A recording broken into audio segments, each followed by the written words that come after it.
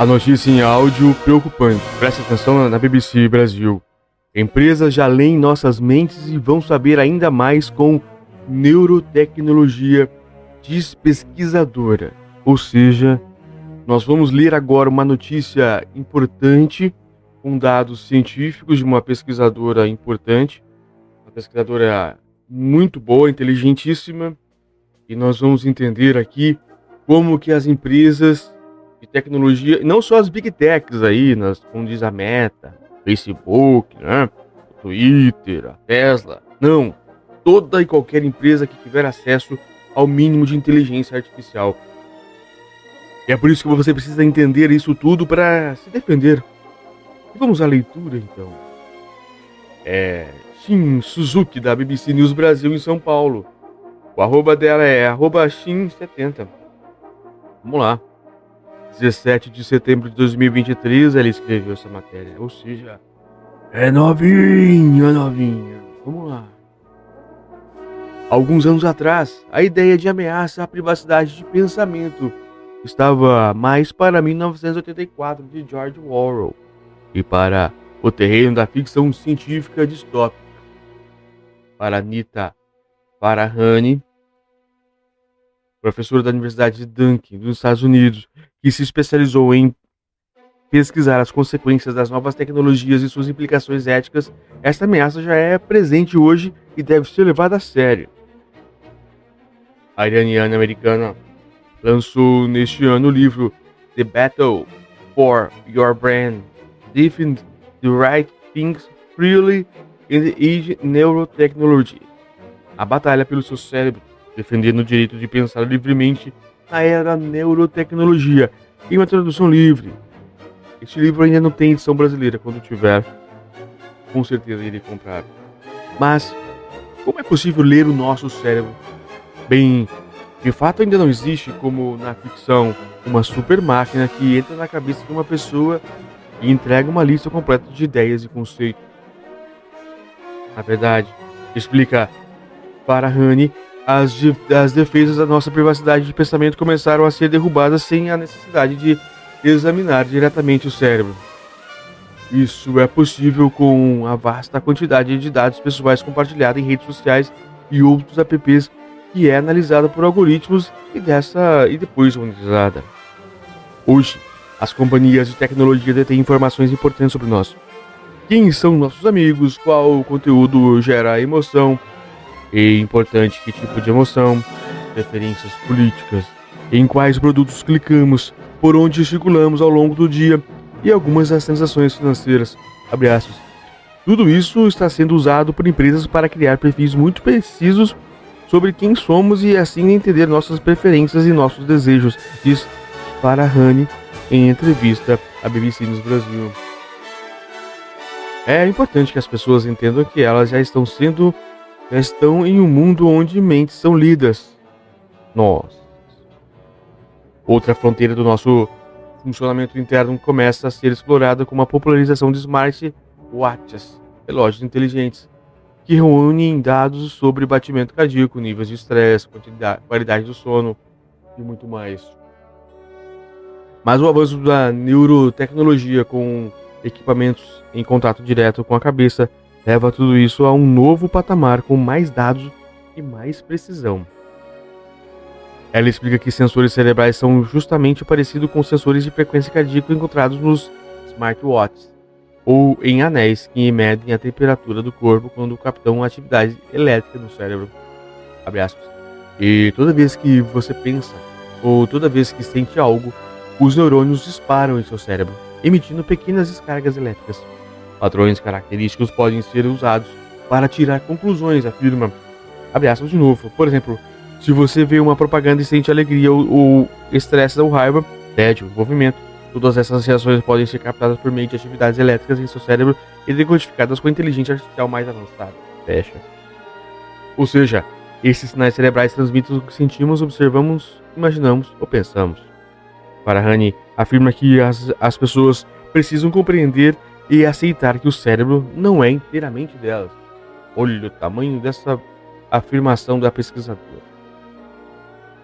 Essa situação leva a própria filosofia a questionar o conceito de livre-arbítrio ou seja, o poder de um indivíduo de optar por suas ações.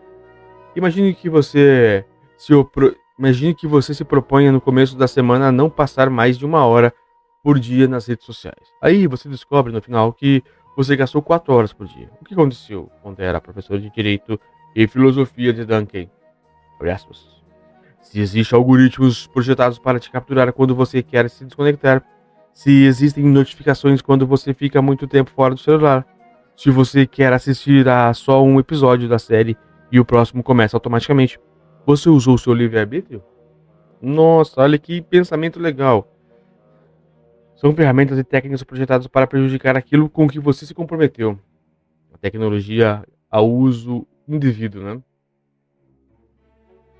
Tecnologia em si raramente é o problema. É a outra parte. Calma aí. Olha, interessante.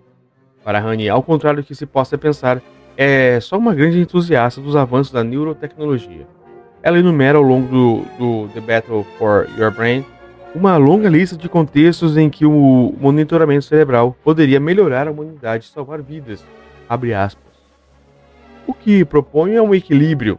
É tanto uma forma de as pessoas enxergarem os aspectos positivos da tecnologia, mas também de estarem protegidas contra os riscos mais significativos. Diz ela, para chegar lá é necessário mudar a forma de pensamentos, a nova relação com a tecnologia. A tecnologia raramente é um problema, quase sempre é o mau uso. Não se trata de encampar posições absolutas do tipo tudo é ruim, tudo isso é ótimo, mas tentar definir quais são as funcionalidades dessa tecnologia para o bem comum e quais são os riscos do uso indevido. Fecha aspas. Esses cenários são de um futuro não tão distante, no entanto, são complexos, cheios de facas e de dois gumes. A neurotecnologia pode reduzir o número de acidentes fatais ao acompanhar os graus de desatenção e principalmente de fadiga que atingem caminhoneiros e condutores de trem, metrô, por exemplo. Essa mesma funcionalidade pode ser abusada por uma empresa ou escola em busca de uma produtividade total, em que momentos de distração de um empregado ou aluno são vigiados, registrados e eventualmente punidos. Uma pulseira que capta ondas eletromagnéticas enviadas pelo cérebro para movimentar os braços e mãos poderá transformar esses impulsos em sinais eletrônicos e tornar experiências digitais ou de relatividade virtual muito mais intuitivas e integradas. E há um potencial ainda mais importante nesse dispositivo, o de detectar os estágios iniciais de uma doença neurodegenerativa. A análise de atividades cerebrais como um todo poderá representar um salto imenso para a medicina e a longevidade. Por outro lado, escreve Farahani no seu livro, a mesma pulseira também perceberá, abre aspas, se você está envolvido em uma atividade íntima usando as mãos em seu quarto. Olha. E todos esses dados nas mãos de governos? Nossa.